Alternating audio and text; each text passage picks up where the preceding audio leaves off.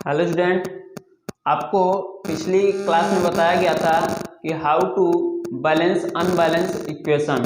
तो वहाँ पे बताया गया था सिर्फ एक इक्वेशन के बारे में। यहाँ पे एक कुछ दूसरे टाइप का रिएक्शन लेते हैं, जैसे कि दिया है sodium plus H2O and react करता है तो NOH प्लस हाइड्रोजन गैस का फॉर्मेशन करता है। तो सबसे पहले आपको स्टूडेंट बताया गया था कि इनमें आप सबसे पहले बॉक्स बनाएंगे।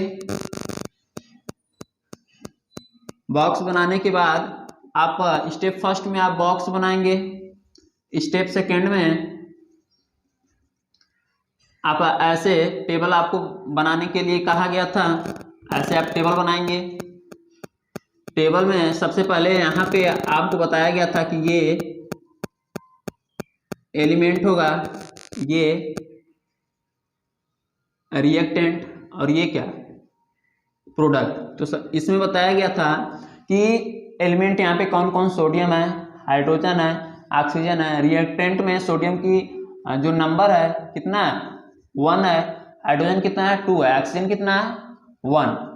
तो सोडियम में अगर स्टूडेंट देखा जाए प्रोडक्ट में तो यहाँ पे क्या है 1, और हाइड्रोजन देखिएगा स्टूडेंट यहाँ पे 1 है, यहाँ पे 2, तो 1 + 2। तो यहाँ पे आप इसको ऐसे लिख सकते हैं 1 + 2। ऐसे स्टूडेंट लिखेंगे तो आपको थोड़ा सा आसानी होगी समझाने में, और आपको बैलेंस करने में भी बहुत आसानी होगी।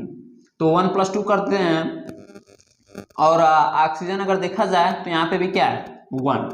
तो स्टूडेंट यहाँ पे ये देखिए ऑलरेडी बैलेंस है, बट हाइड्रोजन ये अनबैलेंस है। तो इसको बैलेंस करने के दो रूल्स हो सकते हैं। अगर आप यहाँ पे 1 + 2 अगर सोचिए कि यहाँ पे हमने 3 कर दिया, अगर यहाँ पे 3 है तो इसको बैलेंस करने के लिए आप कर सकते हैं यहाँ पे 3 से मल्टीप्लाई, और इसमें कर सकते हैं क्या 2 से मल्टीप्लाई, तभी ये हो जाएगा 2 × 3 = 6, और ये हो जाएगा क्या 3 × 2 = 6।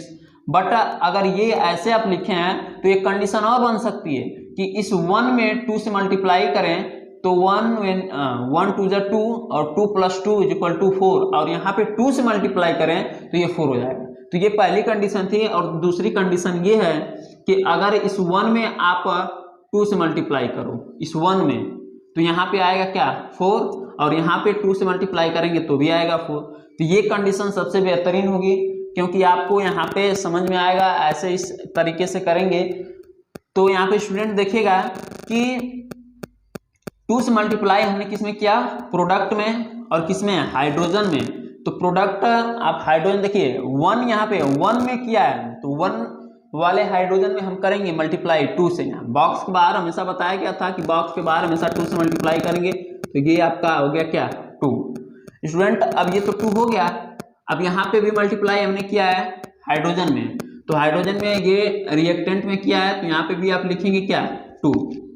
तो देखिए स्टूडेंट ये बैलेंस तो हो गया, ये भी 4 हो गया, ये भी 4 हो गया, लेकिन इसको बैलेंस करने में कुछ ऐसे एलिमेंट थे जो क्या हो गए, कुछ ऐसे एलिमेंट थे जो अनबैलेंस हो गए। जैसे कि यहाँ पे ऑक्सीजन पहले 1 था, अब कितना हो गया 2। पहले यहाँ पे 1 था लेकिन अब कितना हो गया 2 हो गया। यहाँ पे ऑक्सीजन कितना पहले था 1, लेकिन अब कितना हो गया 2। अब स्टूडेंट एक चेंजिंग और है, यहाँ पे सोडियम पहले 1 था, अब कितना हो गया 2।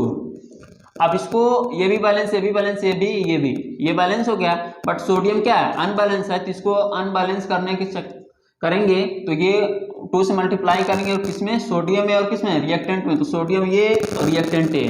तो स्टूडेंट आप ऐसे इसको बैलेंस कर सकते हैं। जैसे कि दिया क्या, अब न्यू इक्वेशन बन के आएगा 2Na + 2H2O और 2NaOH प्लस हाइड्रोजन गैस। अब ये इक्वेशन जो है स्टूडेंट ये क्या है बैलेंस है।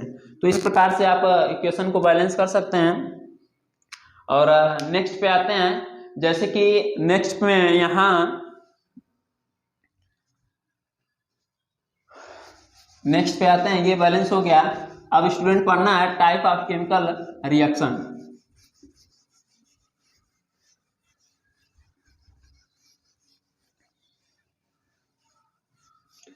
Student type of chemical reaction पढ़ने से पहले सबसे पहले हम देख लेते हैं एक छोटा सा लॉ है law of conservation of mass. तो स्टूडेंट ये लॉ ऑफ कंजर्वेशन मास कहता क्या है? ये कहता है कि the mass of reactant is equal to mass of product. मतलब कि अगर कोई केमिकल रिएक्शन है, केमिकल रिएक्शन में जो मास होगा किसका? रिएक्टेंट का, एंड जो मास होगा प्रोडक्ट का, वह आपस में क्या होंगे? इक्वल होंगे। तो इट मीन्स आप कह सकते हैं mass neither be created nor be destroyed in a chemical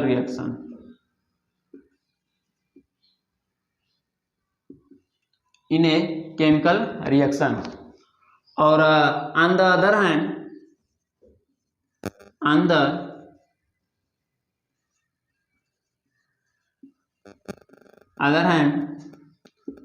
the mass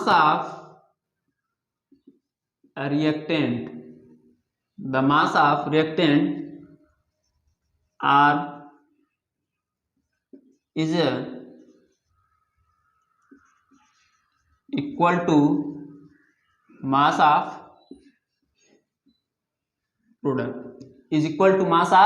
product. It means जैसे कि इक्वेशन दिया है मैग्नीशियम प्लस ऑक्सीजन, ये बनाएगा आपका मैग्नीशियम और क्या? ऑक्साइड, मैग्नीशियम ऑक्साइड बनाएगा।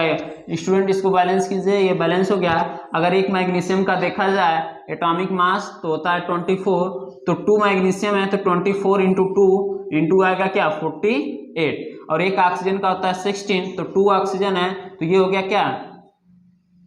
62। अब इसको ऐड किया जाए तो ये आपका क्या होता है? टोटल 80 होता है। स्टूडेंट अब इसमें अगर देखा जाए ये आपको इसे रिएक्टेंट कहते हैं, इसे प्रोडक्ट कहते हैं। तो ये मैग्नीशियम है, एक मैग्नीशियम का 24 और 1 ऑक्सीजन का होता है क्या? 16। 1 ऑक्सीजन का होता है क्या? 16। और टोटल कितने हैं? 2 मॉलिक्यूल्स हैं, तो ये आपका 2 इंटू क्या? 40। अब स्टूडेंट ये आपका आ गया क्या? 80। अब यहां से देख सकते हैं स्टूडेंट कि जो मास ऑफ रिएक्टेंट है एंड मास ऑफ प्रोडक्ट है ये क्या है? इक्वल है। तो ये था आपका law of conservation of mass. अब नेक्स्ट पे है टाइप ऑफ केमिकल रिएक्शन।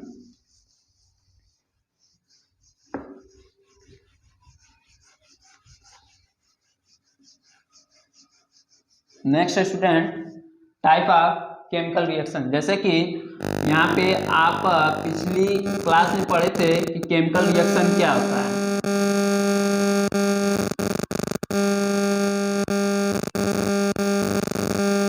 आपने पिछली क्लास में पढ़ा कि केमिकल रिएक्शन क्या होते हैं, बट यहाँ पे आपको पढ़ना है कि chemical reaction, type of chemical reaction, वो जो केमिकल रिएक्शन थे कितने टाइप्स के होते हैं। तो ये स्टूडेंट होते हैं 4 टाइप्स के। एक होता है कॉम्बिनेशन रिएक्शन, और सेकेंड होता है डीकम्पोजिशन रिएक्शन, और थर्ड होता है displacement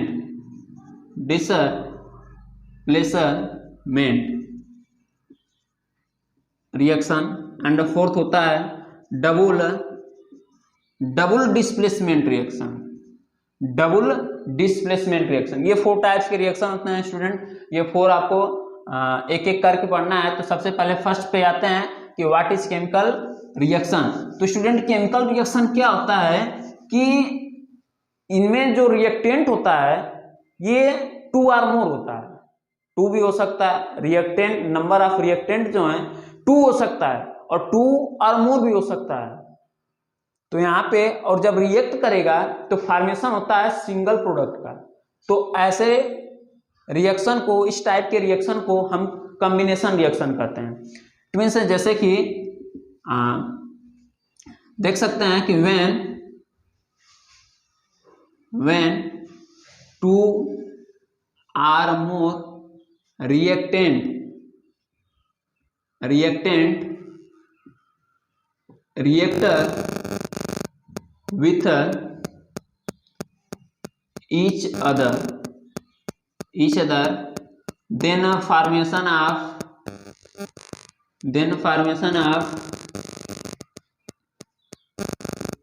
new single product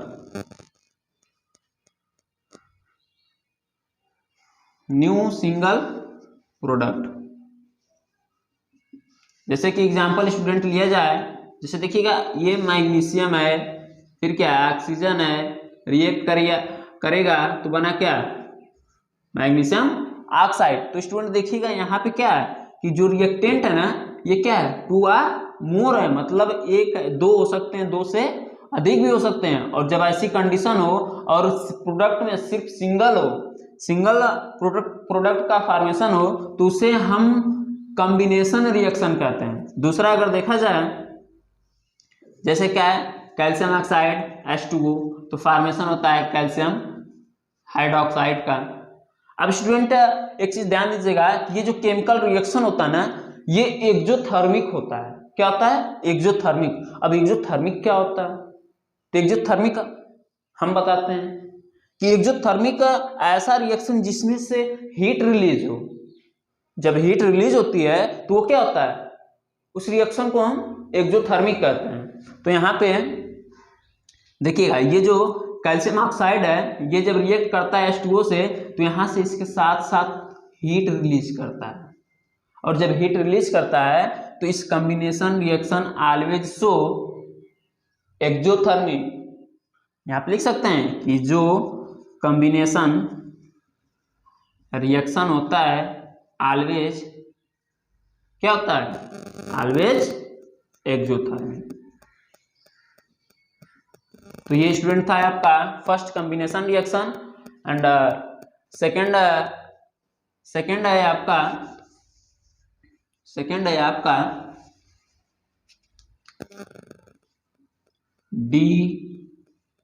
decomposition reaction.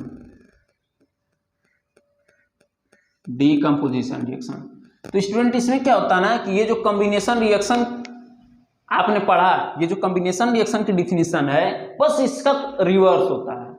यहाँ पे बताया जाता है कि रिएक्टेंट में जो होता है कि ये 2 और मोर रिएक्टेंट होते हैं, लेकिन यहाँ पे 1 रिएक्टेंट होगा और 2 और मोर प्रोडक्ट होगा।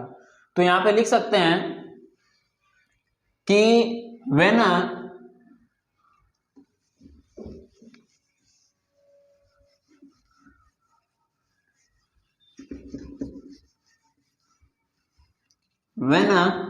one single reactant break into 2 or more product, this type of reaction are called decomposition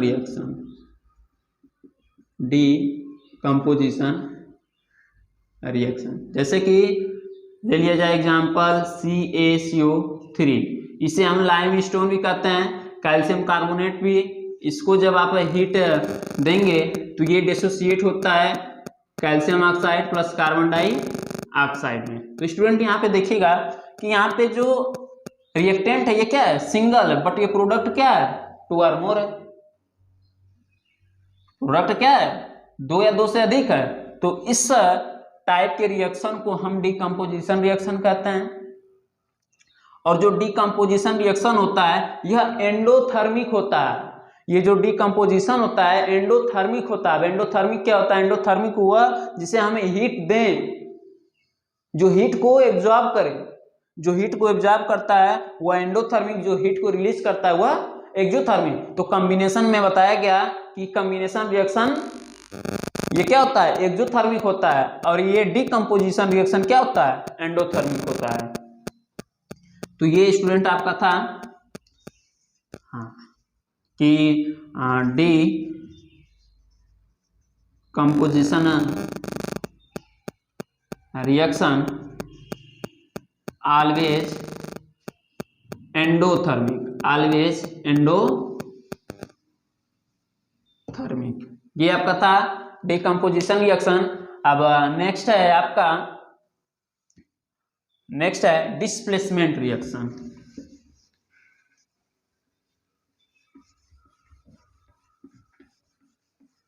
next है आपका डिस्प्लेसमेंट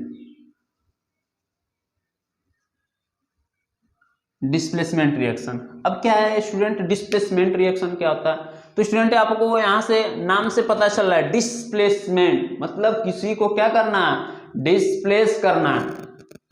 अगर कोई एलिमेंट दूसरे एलिमेंट को क्या कर रहा है, डिस्प्लेस कर रहा है, तो जब डिस्प्लेस करेगा तो वहां पे जो रिएक्शन होगी उसे हम डिस्प्लेसमेंट रिएक्शन कहते हैं। और डिस्प्लेसमेंट रिएक्शन समझने से पहले सबसे पहले आपको रिएक्टिविटी सीरीज जाननी होगी कि रिएक्टिविटी सीरीज क्या होती है। रिएक्टिविटी सीरीज, तो स्टूडेंट इसमें बताया जाता है कि रिएक्टिविटी सीरीज में ये आपका सोडियम, पोटेशियम,